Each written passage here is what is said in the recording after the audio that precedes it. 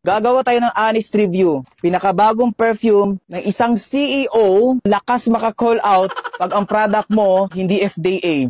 Nabili ko to sa live nila, 399. Habang nagla-live siya, nagtanong ako kung ano yung panlalaki. So sabi niya, 20 million. Wala akong idea bakit ganito yung mga name na mga perfume niya.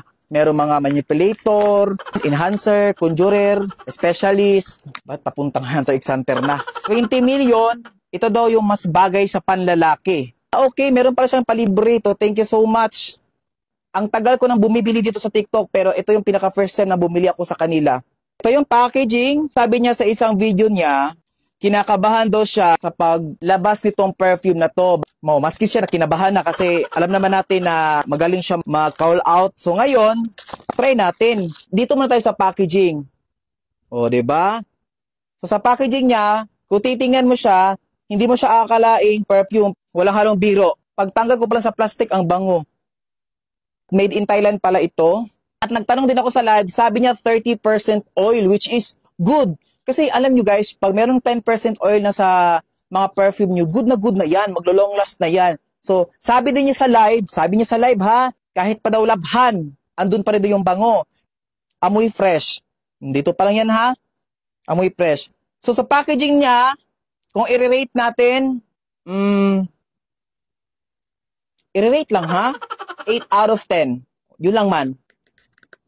Para lang siya pwede mo siya gawing alikan siya. Ang cute. Oh my goodness. Ang bango. Ang bango. Ang OA ko pero ang bango niya. Ito yung pinakauna-unahang packaging ng perfume na meron ako. Ang cute. Pero hindi ko alam anong concept nito. Bakit meron mga may mga nag-drawing na ba? Wait lang kayo, yan? Mga drawing na, mga palasyo ba yan? Palasyo.